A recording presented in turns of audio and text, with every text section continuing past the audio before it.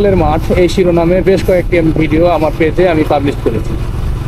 সেই একই রাস্তায় এখনো পর্যন্ত এই সমস্যাটি সমাধান হয়নি। রাস্তার উপরে আছে খড়ের পালা, রাস্তার উপরে আছে খড় শুকানোর ব্যবস্থা। এই যে দেখেন একটা খড়ের পালা একদম রাস্তার উপরে। এইটা থাকার কারণে কি হচ্ছে জানেন, এখানে ওই যে ইঁদুরে গর্ত করছে, ইঁদুরে গর্ত করার কারণে রাস্তা নষ্ট হয়ে যাচ্ছে, ভেঙে যাচ্ছে। আর বন্যার সময় আসলে ঠিক ওই দিক দিয়ে পানি ফ্লো হয়ে রাস্তাটা একদম ভেঙে যায় এবং অনেক জায়গায় এরকম এই দুর্ঘটনাটি ঘটেছে। তো এইগুলো দেখার সম্ভবত কেউ নেই, দায়িত্বপ্রাপ্ত কেউ নেই। সরকারের পরিবর্তন এসেছে, তত্ত্বাবধায়ক সরকারের সময় এসেছে। আমি তত্ত্বাবধায়ক সরকারের সময়ে যারা দায়িত্বপ্রাপ্ত আছে তাদের দৃষ্টি আকর্ষণ করছি। এটি হচ্ছে নওগাঁ জেলার মান্দা থানার হচ্ছে ফতেপুর বাজার থেকে প্রসাদপুর অর্থাৎ মান্দাতে উপজেলা যাওয়ার যে রাস্তা, প্রধান যে সড়ক, সেই সড়কটি হচ্ছে এই বেহাল অবস্থায় পরিণত। এই যে এখানেও ঠিক একই অবস্থা। এই খড়গুলোর কারণে বা এই অবস্থাগুলোর কারণে যখন সেখানে ব্রেক করা হচ্ছে ঠিক সেই সময় গাড়িগুলো স্লিপ করে ব্যাপক দুর্ঘটনার শিকার হচ্ছে। ইভেন আমি নিজেও এই রাস্তায় একদিন এরকম দুর্ঘটনার শিকার হয়েছি। প্রতিটি গাড়ি তো আর ট্রাকশন কন্ট্রোল নেই, যেহেতু আমরা এত উন্নত গাড়ি ইউজ করি না, তাই এই যারা আমরা সচরাচর যে এই পপুলার বাইকগুলো যারা ইউজ করি, ইকোনমিক সস্তা দামের কম দামের, এই গাড়িগুলোতে ট্রাকশন কন্ট্রোল না থাকার কারণে এই দুর্ঘটনাগুলো বেশি হচ্ছে। তো এগুলো তাদের, এই যে দেখেন এই জায়গাটা ভেঙে গেছিলো বন্যার সময়, এই যে এই জায়গাটাতে বানা দেওয়া বা বাঁশ দেওয়া, এটা হচ্ছে বন্যার সময় ভাঙা ছিল এই ইঁদুরের গর্তের কারণে। এখানেও কিন্তু খড়ের পালা ছিল, খড় এখানে এই যে ঠিকই মেরে রেখেছিল, এই যে ঠিক যেভাবে রেখেছে। দেখেন রাস্তার একদম মাঝখানে একটা লেন বন্ধ, এইটা থাকার কারণে একটা লেন বন্ধ হয়ে গেছে। যে এখন যদি একটা গাড়ি আসে তাহলে ও কোন দিকে সাইড নেবে আর আমি কোন দিকে যাব, এরকম একটা অবস্থা। এই যে রাস্তার উপরে এই জঙ্গল, তারপর রাস্তার উপরে এই যে এই অবস্থা। এগুলো কি দেখার কেউ নেই? মানে রাস্তার উপরে গরু বেঁধে রাখছে, রাস্তার উপরে হচ্ছে গরুর এই যে গোবর দিয়ে খড়কুটা তৈরি করতে শুকাচ্ছে, এইগুলা সব রাস্তার উপরে। ইভেন তারা সম্ভবত আমার মনে হয় যে তারা যদি একটু সুযোগ পেত, যে হয়তো গাড়ির হরেন টরেন কেউ না বাজালে এরা হয়তো রাস্তার উপরে ঘুমিয়েও থাকতো, বেড বিছানা নিয়ে এসে এরা খাট চকি নিয়ে এসে এখানে ঘুমানোর একটা ব্যবস্থা করতো সম্ভবত। এই দেখেন সব কাজ তাদের এখানে।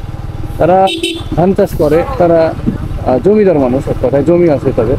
তাহলে সেই কাজের জন্য অন্তত বাড়ির সাথে 10 কাঠা 5 কাঠা 2 কাঠা জায়গা, যেটা আমরা খলান বলি, সেই জায়গাটা তাদের রাখা উচিত ছিল। তা সেটা যদি না থাকে তাহলে সেটার একটা ব্যবস্থা তাদেরকে করে নিতে হবে ওই মৌসুমটাতে। তাই বলে তো মানুষের চলাচলের যে একটা পথ, সেই পথটা তারা হচ্ছে বাড়ির কাজের জায়গা হিসাবে, উঠান হিসাবে তো ব্যবহার করতে পারে না। এটা তো রাইটস নাই। এইটার জন্য একটা সুন্দর একটা আইন পাস হওয়া উচিত এবং এই আইনগুলো তদারকি করার জন্য, মনিটরিং করার জন্য সারা দেশেই লোক থাকা উচিত। আমরা রাস্তা চাই নিরাপদ সড়ক চাই, উই হ্যাভ ডিমান্ড রোড। আমরা নিরাপদ সড়ক চাই, এই স্লোগানটি বলতে থাকবো, শুধু আমাদের মুখে বলে হবে না, এই কথাটি আমাদেরকে বাস্তবায়ন করতে হবে। এটি যদি গভর্নমেন্ট অথবা গভর্নমেন্টের প্রশাসন যদি পালন করতে না পারে, আমরা কেন রোড লাইসেন্সের ফি দিব? আমরা হাজার টাকা বাইকাররা আমরা দিচ্ছি, রোডের ফি দিচ্ছি সরকারকে, গভর্নমেন্টকে রোড ফি দিচ্ছি, গাড়ির লাইসেন্স করতেছি, এই গাড়িটা ক্রয় করে এটা ট্যাক্স ভ্যাট দিয়ে এই দেশের রাস্তায় আমরা চালাচ্ছি। তাহলে আমি যদি নিরাপদ রাস্তা না পাই, কেন আমি ভাই রাস্তা সরকারকে ট্যাক্স ভ্যাট দেবো? এটা আমাকে বলতে হবে, এটা অবশ্যই বলতে হবে, এই জবাবদিহিতা থাকতে হবে। কেন আমি দেবো? যারা আমাদের এই পথটাকে এভাবে বিপদগ্রস্ত করছে, তাদের কি রাইটস আছে, কি রাইটসে তারা করছে? তারা কি রাস্তায় কর দিচ্ছে, ট্যাক্স দিচ্ছে, ভ্যাট দিচ্ছে? কিছু না। দেখেন রাস্তার উপরেই তারা ধান মারাই করতেছে। কতটা বিপজ্জনক অবস্থা! একটা চোখে এসে যদি ধান পড়ে যায় ছিটকে এসে, তাহলে কি কতটা খারাপ একটা অবস্থা হয়ে যাবে। তো এইগুলো আসলে বলারও কেউ নাই, দেখারও কেউ নাই, শোনারও কেউ নাই। আমি এর আগে কয়েকটা ভিডিও আমার পেজে পাবলিশ করেছি, সম্ভবত সেই সময় কোনো প্রশাসনের দৃষ্টিতে পড়েনি।